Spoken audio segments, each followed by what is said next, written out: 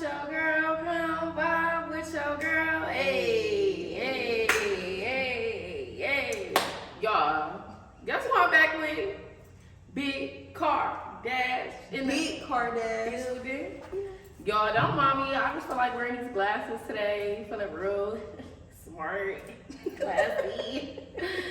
Ooh, no, they don't got lenses in here. Yeah. Okay. They don't have lenses in here. I wore these when I was Velma. You remember? Okay, so we're doing What's Your Story? She's gonna share a little detailed part of her life for us. So make sure y'all like, comment, and subscribe. Make sure y'all show some love. Don't be leaving no negative comments. Nothing. Only love and positivity. And this is just to bring awareness to people that have been in this, haven't, or are experienced or currently experiencing it, because even though y'all won't see this in the month of the awareness, but still, I still want to shine light on it, because I mean, everybody ain't open to share their stories. Some people still going through it and not really, what's the word? They don't know how to get through it. Yeah. So she gonna show you into it. Okay. Let's get into it. So, what's up, Bigkardash? Alright, but for real, I'm Ashley today. When I was 25, I had a baby, right? And so, like, that's another long story. But anyway, I had a baby, and like I was going through a lot at the time or whatever. So running from that situation, I really wasn't even looking to start another situation, but running from that situation, another situation occurred. Now this situation came up, and it came out as like, he was like a knight in shining armor. He was like everything that I needed at that time. Now this the crazy part, y'all. He ain't look like nothing. I ain't gonna hold y'all. He was not a looker. He used to smell good, and the sex was great. Fire, you hear me? But whatever, that's not everything, okay? Because if you good in bed, you will be just fine. But yeah, so he started off as like literally like, I ain't gonna hold y'all for a long time. The way to get to me was to go through my kids. So he started like first like asking me about my daughter all the time and stuff like that or whatever. Now asking about my daughter is one thing, like, but like really wanting to know, that's another thing. So like he said, ask me about my daughter all the time. He's so, mind you, wait, this is another thing, I left this out. He is my general manager. At the time, I want to say I'm working at a place that rhymes with C-dubs, or C-bubs, that rhymes with it, I guess. But yeah, I was working there, and he was my general manager. He started giving me all the hours, like, mind you, I wasn't driving or nothing like that. He'd pick me up, he'd drop me off. If he wanted me to come in, I'm like, well, I don't got no way, I ain't coming. He'd be like, I'll be there in 20 minutes type shit. I used to have hours. You know, normally people work 40 hours a week. Mine, I just had a baby. I'm working like 45 to sometimes even 60 hours a week, because I'm open and closing and all that or whatever. So literally, I would wake up, I would get dressed, I'd get my baby dressed for the day, I make sure all her bottles and stuff is together for the day, I leave out, I go to work. My baby father, we start getting into it, because now I'm never home. I'm at work from sun up to sundown. When she wake up, I'm leaving out. When she's going to sleep, I'm coming in.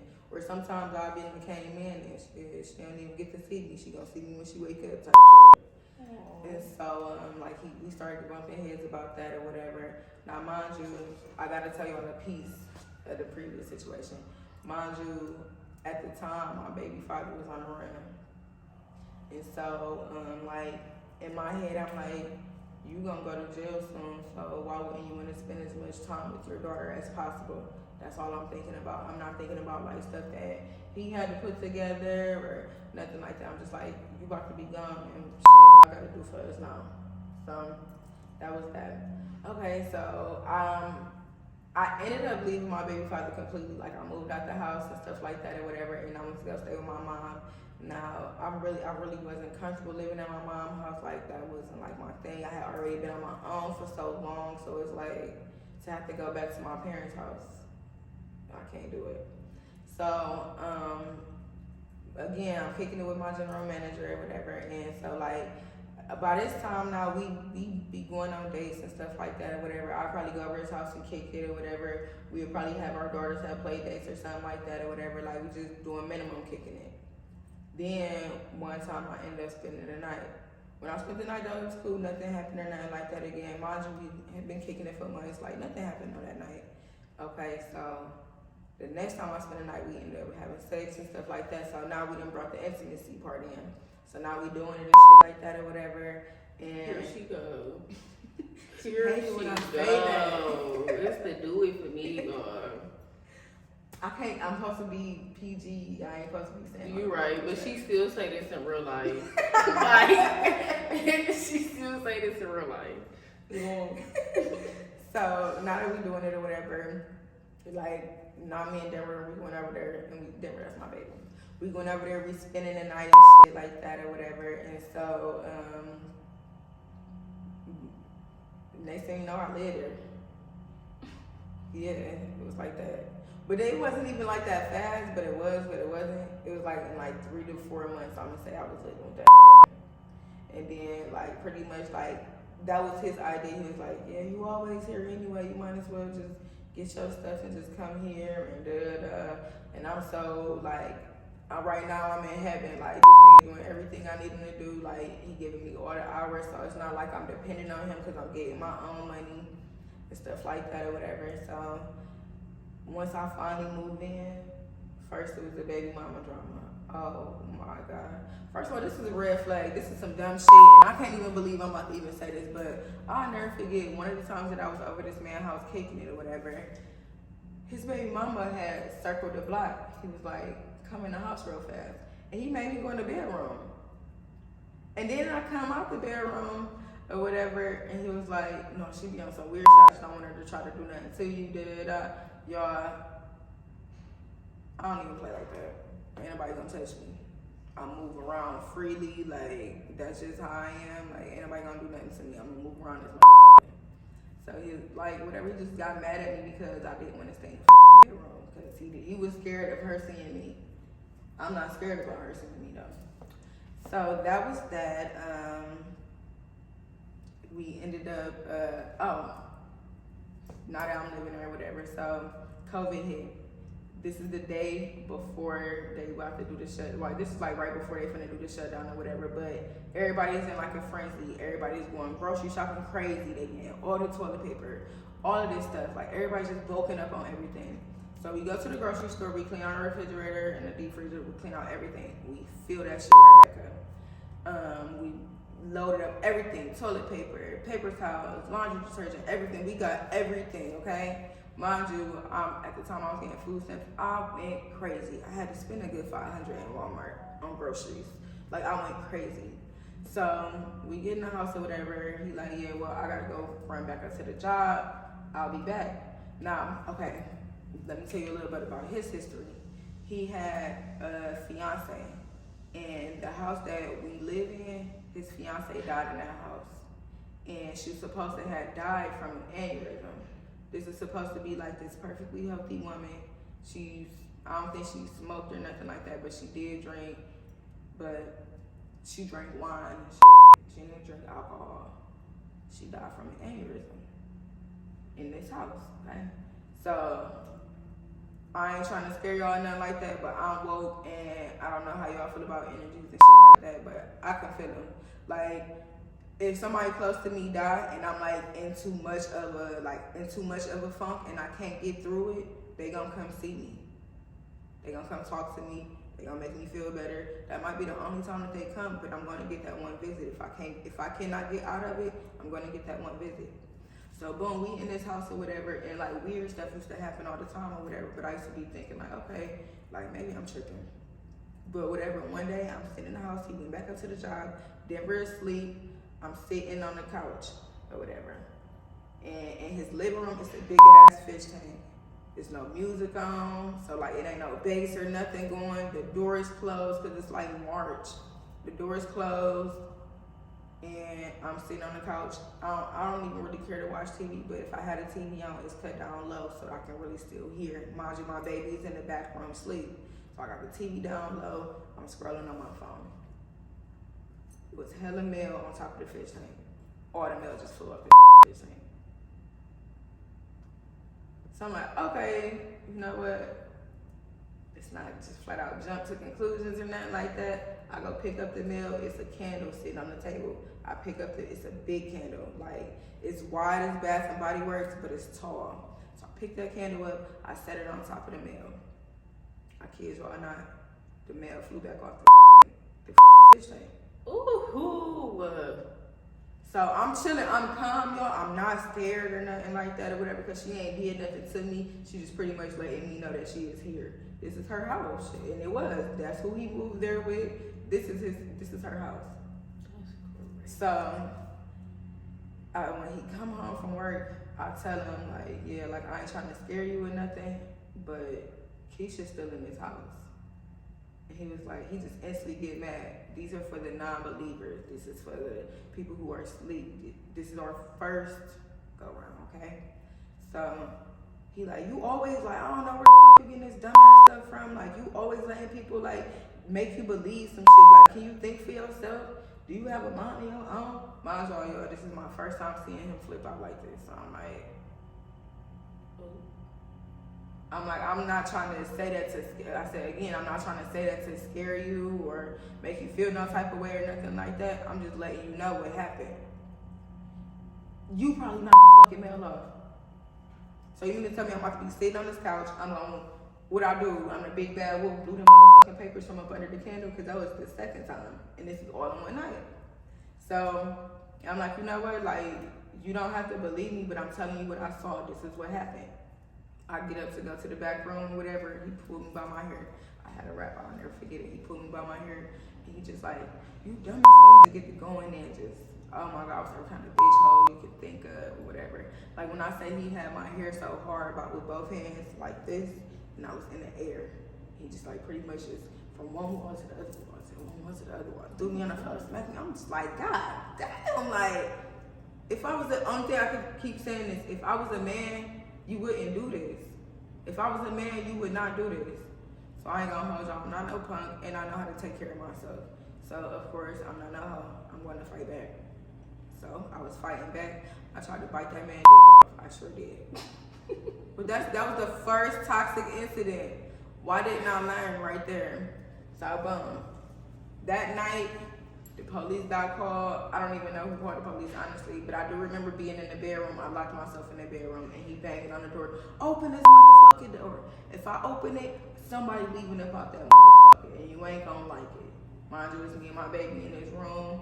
You come in here playing crazy if you want to. I'm willing to take that charge, bro. So whatever, the police get the flashing the lights in the window, whatever. So I'm like, who is that? They knocking on the window now, like, it's the police, or whatever. Like, open up the door, da da da. So he still ended up kicking the door open. So he kicked the door open or whatever. He's like, yeah, that's what you wanted, bitch. The police at the door. We go to the door. Police at the door, okay? So they talking to me, they get my statement or whatever like that or whatever. I ended up just getting my stuff and I left that night and I went back to my mom's. Mind y'all, COVID about to happen, so whatever happened, one day we go over to my aunt's house and they said, could nobody go nowhere. It was shut down, so we all at my aunt's house. Nice. Luckily, she had like a nice house or whatever, nice size house, so everybody over there, my mom and them ended up leaving probably in like 2 or 3 days. I really should have left with them, but I stayed over there. He called me from jail, and when he called me from jail, like, at first I was ignoring the phone calls. I'm talking about he had his mother calling me, his sisters calling me. Ain't nobody being rude though. Everybody like trying to fake be concerned and all that other kind of stuff or whatever. He got so desperate, y'all. The same baby mother that he wanted me to hide from, he even had this on my phone. So, in the midst of all of this, y'all, guess what I found out? Pregnant. I don't even know what really made me even take the test, but I ended up taking the test over my friend's house. I took the test or whatever, and it came back positive. This time when he called, I answered it. I'm like, nigga, I'm pregnant. Like, I don't want this baby, R.I.P. Baby, like, and I don't mean no disrespect to the women who could not have kids or nothing like that, like, but for me that was like a traumatic experience. I could have never went around carrying this man's kid, and like he just did this to me. Yeah. He get out of jail, y'all. I had my abortion appointment set. Guess who took me to both appointments? This nigga. So I had him taken to the abortion. To the abortion clinic or whatever. I get the little abortion or whatever, and then what happens? Oh, we back. We up and up. Mind you, boom, while he in jail, the same house that I was just living in, where papers flew off. The baby mama then moved in while he in jail. Alright, I don't care. He don't live there no more. He pretty much set up the house or whatever. So whatever happened, we ended up, I think we really started hoteling it for a second until we found the house. We stayed in a hotel until we found the house. We found the house in Garfield. Garfield got bad because now he think that I'm on my own, but see, over there, I'm safe. All my family is from across town for real, so I'm safe over there. This man, I promise you, the police used to be at our house at least once a week. At least once a week. The final straw though, I'll never forget this day. I drove his truck to Beach Mount. He was like, yeah, we gonna go on a date when you get off or whatever. So he was like, get cute before you go to work or whatever. So that when I got off, I already had my clothes on. Go on our date. So I get off or whatever. Me and one of my coworkers, we go have a drink at the Wink. It's at the Wink, girl. Yeah, we went to the Wink, and after that, I went up to his job now, because I don't think I was working no more. Oh yes, I was still working there. Yes, I was. I was still working there. So I go up to the job or whatever. He still had a little bit of time, so I started drinking at the job. He changed his clothes or whatever, and like, mind y'all, he talking about we going on a date or whatever. All of a sudden, y'all, now he got the biggest brain fart ever. He don't know where we gonna go. He don't know who we kicking it with. Like, now he don't got nowhere to go. Now, mind y'all, if he go outside by himself, he has every move in the world. He go everywhere. He does everything. So I'm like, well, if you wasn't with me, where would you go? He get the name and all type of shit. Now, mind you, this is a whole ass toxic relationship because one, I'll never forget one day we in the shower and he just pretty much telling me shit that he did to women over the years. Like how he physically harmed women over the years. We were in the shower and I can remember him telling me this. How did I ever think that it couldn't have been me? Like, how did I ever think that? So, okay. Not in the shower though. back to the last incident. He can't find nowhere to go. We end up just going to go get bottles or whatever. And mind y'all, he drank fucking Fireball, crackhead liquor. So he go get, I'm drinking Hennessy at this time. So he's drinking Fireball, I'm drinking my Hennessy. Now mind y'all, when he go get the bottles, at this time I'm not drinking at the time. Cause it's cold as fuck by now, like the temperature done dropped down and it's getting nippy outside. Mind you, we go pull up on the west side to one of his friends' houses and like it's cold as fuck outside. We sitting on the porch waiting on this man and why? And we could be sitting in the car and I could have still been warm. So when we first get in the house, like I'm just listening to music, I'm not drinking that because it's cold. I need to defrost. So he like, well, if you ain't even gonna drink and interact, we can just go. I'm like, but now by this point, like shit's been an hour in, I'm drinking on. It's like probably an hour in. He's like, we could just go, we can go in the house because I don't got time for this weird ass shit. Da, da, da. I'm like, alright, let's go home then. So we get to the house or whatever. Now he real mad. He's steaming. Ooh, he's so mad. He like, he like, I'm going outside. I'll be in the car. In my head, I'm like, all right, go ahead, go outside. You know, like, he was like, I said I'll be in the car. So I'm like, you know what, like, we don't want no smoke. We just don't go. Like, obviously that's what he's trying to get at. You want me to come outside with you? Okay. I gotta go get in the car. We put up to his brother's house. Literally, I'm in the car. I'm sitting in the car, talking to the brother girlfriend for maybe 15 minutes. He just walked up to the car. Oh, you think you the only one? You ain't the only one? Da-da-da. And I was like, alright, you being rude as fuck. Like, just take me to my car. I'll go home. Like, I go to my own house. Yes, because I did have my own house. We had a house together, but I had my own house because I'm not no dumbass bitch. But anyway, I'm like, well, you could just take me back to the house. I'll go home. I'll go to my own house or whatever. We get to the house or whatever, and I promise you all, every time I ever pack up my stuff, this man gets so mad. Like, I don't understand why people get upset. Like, they want you to leave, but then when you actually leave, they get upset. So I'm walking down the stairs, and I got my little 2 bags. So I got my baby stuff in one, I got my stuff in the other one. I'm walking down the stairs or whatever, and this nigga kicked my bags. And they big bags, y'all, so it made me, not only did it make me trip down the stairs, but I fell a little bit. So now I'm mad. I get up, and I feel like Lil Kane. I kicked the shit out that man. I sure did. I sure did. But he didn't kick my bags and knock me down the stairs. So I got up and now Lil Kane kicked his ass. Boom. When I say that, now mind y'all, he had just got my hair braided. I'm talking about cute ass middle part with the layers. You know, I look big as fuck. Okay. You remember that? This man ripped out the 2 front braids, y'all.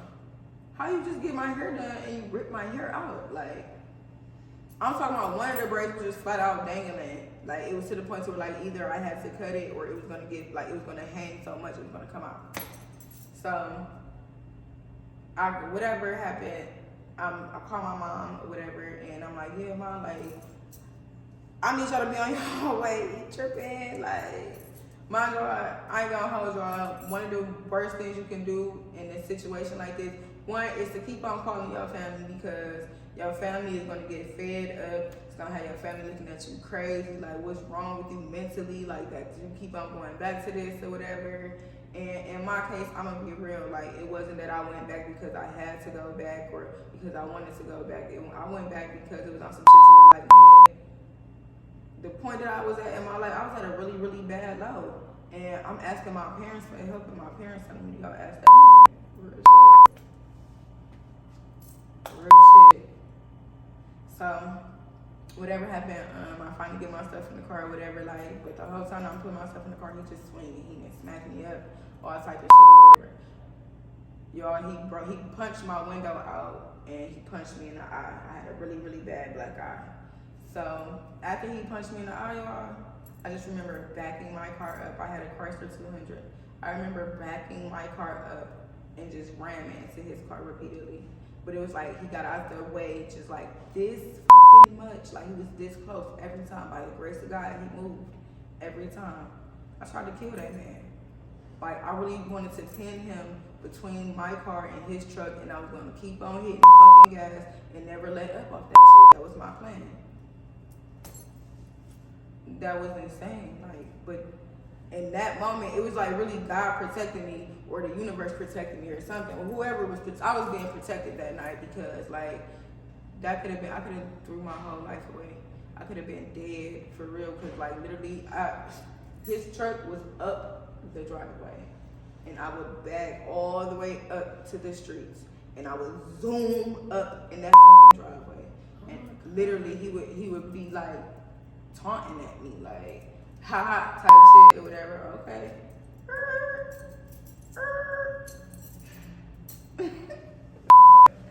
So, yeah, that was my most toxic moment ever.